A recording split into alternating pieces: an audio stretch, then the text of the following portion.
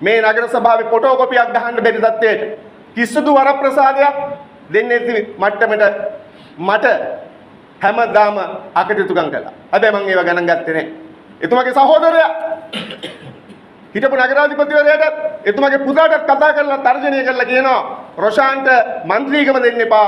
දුන්නොත් එක පඩියක් නගින්න දෙන්නේ නැහැ කකුල් දෙක කඩනවා කියලා.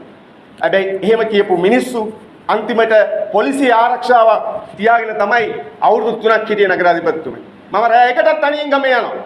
මුළු කඩුවෙල ආසනේ පුරාම යනවා. මම බය කියන එක අඳුරන්නේ නැහැ. මොකද මගේ දේශපාලන ගුරුවරයා ශ්‍රී ජයවර්ධනපුර විශ්වවිද්‍යාලයේ ටෙරන්ස් පුරසිංහ සර් එතුමාගේ ජීවිතුන් අතර නැහැ.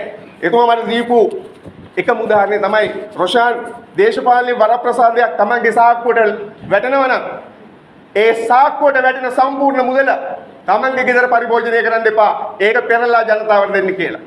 මං ගරු නගරාධිපතිතුමනි 2018 ඉඳලා 2023 වෙනකම් මට ලැබිච්ච മന്ത്രി දීමනාව රුපියල් ලක්ෂ 20ක් මං ජනතාවට පෙරලා දුන්නා. එහෙම දුන්නයි කියලා මම නිකන් හිටියේ නෑ. එකින් එක ගෙනල්ලා මේ සභාවේ සභා සම්මත කරපු එකම മന്ത്രിවරයෙක් බවට පත් වුණා. මම ඒක ආඩම්බරෙන් කියනවා. මගේ පළවෙනි දේශපාලන කතාව ගරු නගරාධිපතිතුමනි මම ඕමගම මධ්‍ය මහාවිද්‍යාලයේ ඉන්නකොට 88 89 ජනතා විමුක්ති පෙරමුණේ අරගල සහ එක්සත් ජාතික පක්ෂයේ මර්ධනයත් එක්ක තිබිච්ච කාලයේදී අපිත් රැඩිකල් ලේ තිබිච්ච මිනිස්සු විදිහට මගේ පන්තියේ මම එතකොට 10 වෙනි වසරේ මාව උස්සල මුරකුටි උඩින් තියෙනවා. මගේ දේශපාලන පළවෙනි කතාව ඒ ශිෂ්‍ය ව්‍යාපාරී කතාව. මම එදා ඉඳලා පොත් මං හිතන්නේ 200කට වඩා ගරු නගරාධිපතිතුමනි කාල් මාක්ස් එංගල්ස් ලෙනින් ට්‍රොස්කි හියුගේ චාවෙස් මාවෝ සේතුන් හෝචිමින් ඒ කතා සියල්ලම ජීවිත කතා මම කියෙව්වා. මං ඒ දේශපාලන පන්නරේ එතනින් ගත්තා. මට හැබැයි වටිනාකමක් දුන්නා මොනවා කිව්වත් එතුමා කෘතහස්ත දේශපාලඥයෙක් කඩුවෙල සංවර්ධනයේ නියමුවා ජී.එච්. බුද්ධාස මැතිතුමා. එතුමාගේ කාලයේදී කඩුවෙල විශාල සංවර්ධනයක් වුණා. එතුමාට යම් යම් චෝදනා තියෙනවා. හැබැයි නගරාධිපතිතුමනි පිඟම් හොදන කෙනා අතින් තමයි පිඟම් බිඳෙන්නේ. ඔබතුමාලාට වැඩ කරා යනකොට ජනතාව චෝදනා කරයි. ඒක ස්වභාවය. හැබැයි මෙතනදී බාලසූරිය මන්ත්‍රීතුමිය දන්නවා මගේ වම් පැත්තේ අවුරුදු 5ක් හිටිය අසිත නිරෝෂණ මන්ත්‍රීතුමා මම ගෝල් ෆේස් අරගලයට දින 58ක් ගියා.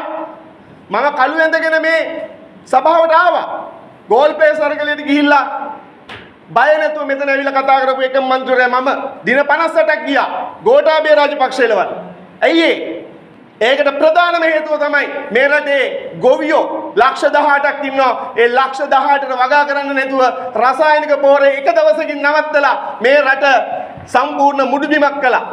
මම ගෝඨාභය එළවන්න දින 50 ගණනක් ගෝල්පේස් අරගලයට ගියා. ඒ අස්තරතුරේදී අසිත නිරෝෂණ මන්ත්‍රීතුමා මට දවස් දෙකක් මේ පැත්තේ ඉඳගෙන කතා කළා රොෂාන් ඔයා හොඳ අපේ කණ්ඩායමට අනිවාර්යෙන් ඔයා එන්න කියලා. මං ගියා සමා වෙන්න මම ඉන්නේ ශ්‍රී ලංකා නිදහස් පක්ෂයේ කියලා. හැබැයි ඊට මාස ගණනාවකට පස්සේ මම එවක අපේ පක්ෂ නායකයා මෛත්‍රීපාල මැතිතුමත් එක්ක විරසක වෙලා මම ස්වාධීන වුණා. අපේ මේ සියලුම දෙනා දන්නවා. මම ස්වාධීන වෙලා නැවතත් මෛත්‍රීපාල සිරිසේන හිටපු ජනාධිපතිවරයා නැති අවස්ථාවේ තමයි මම නැවතත් අපේ ශ්‍රී ලංකා නිදහස් පක්ෂයට සම්බන්ධ වෙන්නේ. එසේනම් മന്ത്രി අපේ බාලසූරිය මන්ත්‍රීතුමිය බොරලුගඩ ආදානාගාරය ගැන යමක් මතක් කළා. ඒකේ කම්බි දිරුවා.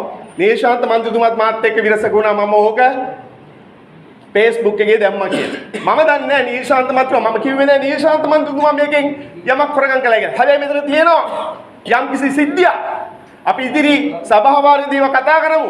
2018 2023 පාලන කාලය තුල හිටපු නගරාධිපතිවරයා කරපු හොරකම් වංචා දූෂණ මම එකින් එක අරන් කියන්නම් කරු නගරාධිපතිතුමනි මම අල්ලස් දූෂණයකට වර අවස්ථා දෙකකදී පැමිණිලි කළා. අපරාධ පරීක්ෂණ දෙපාර්තමේන්තුවට දෙපාරක් ගියා.